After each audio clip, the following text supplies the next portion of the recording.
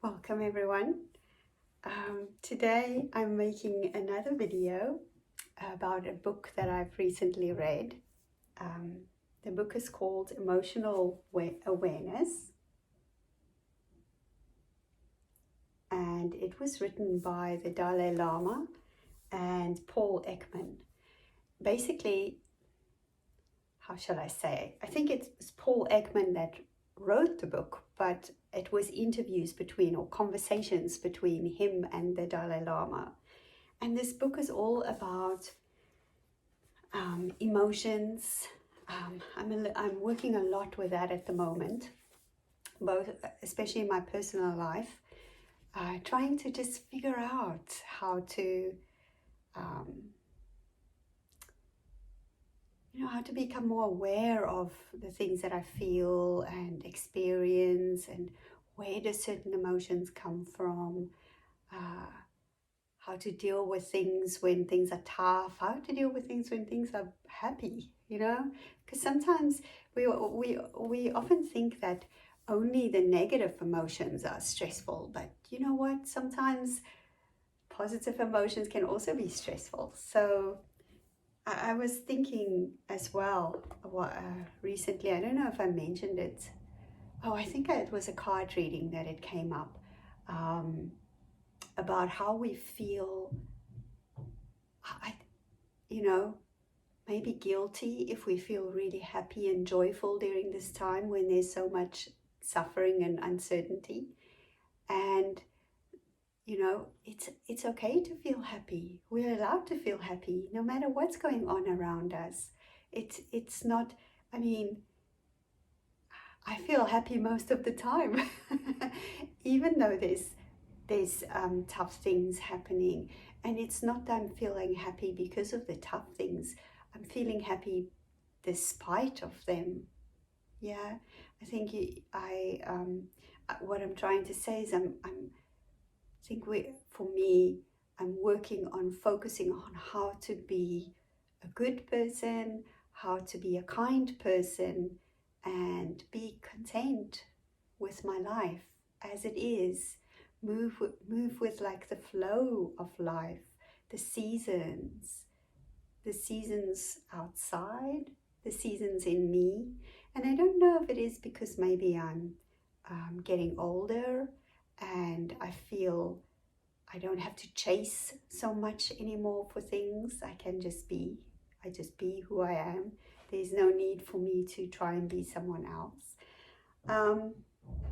So this book is a lot about those kind of things, about emotions. And what is so awesome about it is that it is the Dalai Lama, of course, is a Buddhist monk, and Paul Ekman is a scientist. He's a proper in psychology and all studying the mind, but from a scientific point of view. And these two people had conversations. I think they had 4 conversations, long conversations over a period of 18 months or something. Don't ever trust me when I talk about numbers, because numbers are not, I'm a little bit number dyslexic. So, but it was a long period of time that they met up and they had conversations, and then they would go away and then come back again. And yeah, so what they talked about was their perspective from the Buddhist point of view and from science and research in the Western point of view, and how they differ, but also the similarities, which is fascinating. How certain things, they were talking a lot about, of course, things that are almost instinctive to us when it comes to emotions, certain types of emotions like compassion. Is that an emotion that needs to be, is that emotion, first of all? Secondly, is it an emotion that comes naturally to us? Or is it an emotion that you have to learn, that you need to practice to experience compassion? And this Russian researcher that worked with chimpanzees, she had one in her home, and the chimp would always jump on the roof. Sometimes he would get on the roof, he's a little bit naughty, and then she can't get him to come down. And she tried food, the most delicious, his favorite food, to hold it for him to come down from the roof, and nothing worked. And the only thing she discovered that worked is if she turns her back to him, or, and sit down, knees up, and starts crying loudly. And immediately the chimp would come down from the roof, come up to her, and like kind of put his arms around her, or pat, and wow, that is like that. Isn't that like an instinctive compassion? That feeling, that connection. So this book is full of those kind of ideas of what it means to be,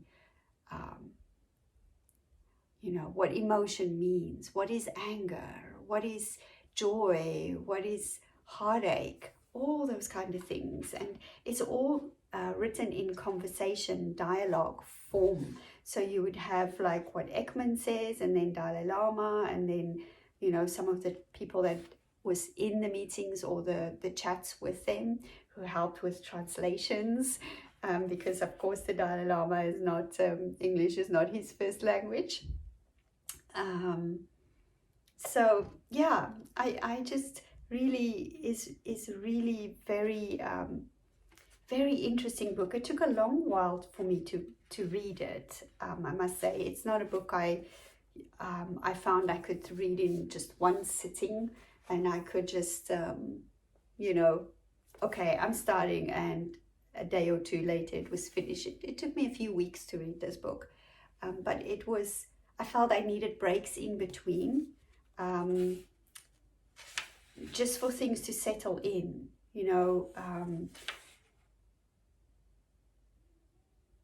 just for things to settle in, for things to get more into into me, that I can integrate them for me. So it's broken down into the conversations into East and West. So basically how the West sees and works with emotions, and the East. This is obviously a generalization. And then experiencing emotions, looking at what they are, calming difficult people, mindfulness, all those kind of things. And then the third section is all about emotional balance. And that's where they talk a little bit about meditation and that kind of thing. Then you have anger, resentment, and hatred. We talk all about those kind of emotions, what motivates it, how you express it, all those things. And then number 5 is the nature of compassion.